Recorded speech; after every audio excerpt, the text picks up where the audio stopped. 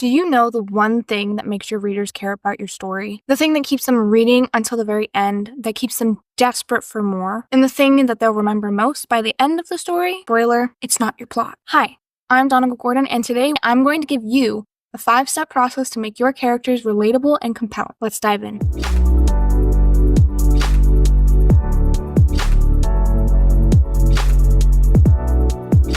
The first thing that you need to think about when you're creating a character is what role they're going to fill in the story. You have your primary character roles, secondary character roles, and minor character roles. The primary is only going to have your protagonist and the antagonist, which is just as important as your protagonist. These are the most important characters in your book, and they are going to have the most page time. The secondary character roles is going to be your love interest, especially if you're in a romance. It's going to be the sidekick character, any mentor characters or confidants, the people that your protagonist or your antagonist can always turn to, and that helps them along the way to learn the lesson they need to learn or defeat the villain. And yes, the antagonist gets to have these characters as well as the protagonist. Now, just because these characters often offer guidance and support to the main character and the antagonist, it does not mean that they only exist for that purpose. These characters should be their own characters in their own rights. And then finally, all the other characters are going to go into that final category of grouping, the minor characters.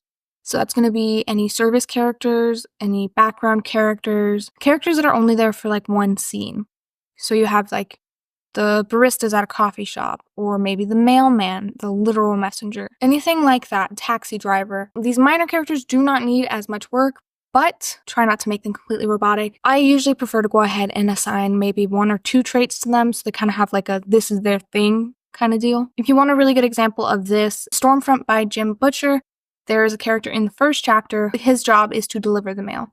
And he's kind of a skeptic, and he definitely has a lot of character to him, and that's literally just what he does. Now, that brings us to the second step in this process. Once I have determined what role in the story this character is going to fulfill, I will consider what their misbelief is. Now, the misbelief, I like to think of it as more of a lie. It's deeply ingrained in your character, and it's a lie that they have believed about the world or about themselves, usually since they were very young. Examples of this could be, I'm not good enough, I'm not strong enough, I'm not worthy of love for such and such reason. This lie is going to shape how they move forward in your story. It's going to shape the actions they take, the decisions they make, how they react to certain situations and characters, and more importantly, it shapes their view of life, which is going to be much more important when we talk about character voice. These misbeliefs are going to create a push and pull within your character, which is going to give you the internal conflict that your story needs, which is going to be the backbone of making these compelling and relatable characters. These aren't just minor insecurities. These are powerful misconceptions that define the character's worldview. And like I said, normally this starts at a young age for the character, but there are several other steps where it's reaffirmed for them until it's so deeply ingrained, they probably don't even notice it anymore. This is going to be the reason that your main character is going to be troubled or flawed at the very beginning of the book. It's going to be everything that's wrong with their life. And ideally, you are going to shape this misbelief until it is unique to your character. It's perfectly fine to have it simpler at the beginning because it can always change throughout the course of your story. You're probably wondering, how do I figure out what this misbelief even is? You can think about the truth that your character is going to learn at the end of the story, or sometimes it's called the theme, and then flip it upside down. So, if your character needs to learn to love themselves despite what other people think, their misbelief is going to be, I have no self-worth apart from what others see in me. See how that works? You're going to want to do this for both your primary characters and secondary characters. You're not going to need to know as much about them, but it's still good to go and have this baseline so they can have their own character arc. The third step in this 5-step process is going to be figuring out what your character wants. Now, this is subject to change throughout the story at any point, but you always want something that they want at the beginning of the story before the inciting incident, though it usually does change by that point. Otherwise, you just have a character kind of wandering aimlessly.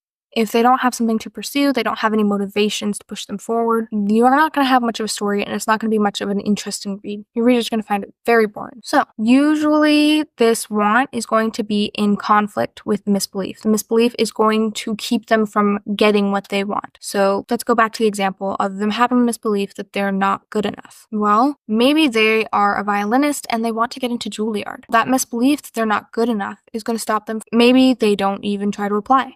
Maybe they decide that they're not good enough at violin and they don't practice enough, which makes them not good enough. Or they bomb their audition because they've already decided before they went into the room that they weren't good enough. Obviously, they're not going to get what they want. Okay? The fourth step in our 5-step process is going to be figuring out what they need. This is what the character actually needs in their life to fix their problems. So, for example, maybe this character that believes they're not good enough and wants to get into Juilliard, they think, well, Juilliard is the top school, and once I get accepted, once I'm going to school there, I'll be good enough in the eyes of everyone around me. And they believe that's going to fix their problem and why they feel the way they do. But what they actually need is to accept themselves in spite of everyone else's opinions. They need to believe that they're good enough. So going to Juilliard really doesn't have anything to do with that, and they can still want to go to Juilliard, but what they need to fix their problems in life is to accept themselves. And that's going to be the truth and the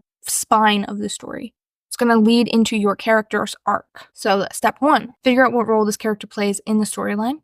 Step 2, figure out why they believe about the world that is ruining their life. Step 3, what do they want or desire that they think will fix their life? Step 4, what do they actually need to fix their life? And finally, that's going to bring us to step 5. And this is going to be incredibly important also to figuring out subplots and the antagonist of your story. You want to figure out what is the worst thing that could happen to this character. What do they fear the most? And this is important because once you know what this character fears the most, especially if the antagonist or the villain knows about it, they can play into it and they can set your protagonist up for failure. It's going to make plotting your book 1,000,000 times easier. So you want to think about what's the worst thing that could happen to them. What is going to bring them the lowest? Let's take Harry Potter as an example. So Harry's greatest fear is losing the people that he cares about. This stems from him losing his parents. And throughout the series, you can see he's very protective of his friends. Oftentimes, it makes him go it alone, and he tries to go ahead and go around his friends and not tell them the things that he's struggling with. But he can't go and solve the problem by himself. He needs them. The only way that he solves the problem is when his friends step in and are there to support him. This is important to think about because then that will help you decide what is going to happen in the story, and it's going to give you a very clear direction, very clear subplots. This often plays against what they need, what they want, and it's going to get in their way every single time, every single step. Every trial they come across, obstacle that challenges their misbelief, which is the important part of the story, because you want these obstacles that are going to challenge the character to reconsider this misbelief they've had. Because if they continue believing this lie, they're not going to change by the end of the story. And in some cases, this is good because you might be having a negative character arc. However, it is still important to know the flip side of that misbelief. That way you know how to send them further into believing this lie. And that is the 5-step process to making your characters compelling and relatable. If you want to dive in deeper to make your characters unique and unforgettable, go ahead and hop on over to part 2 of this series and check that out. As always, please like and subscribe if you like this video and want to see more. Go ahead and comment if you have any questions down below or anything that you'd like to learn more about. Just let me know. I love reading your comments and it really helps direct how I can be most useful to you. Yeah, I hope this was helpful, and until next time.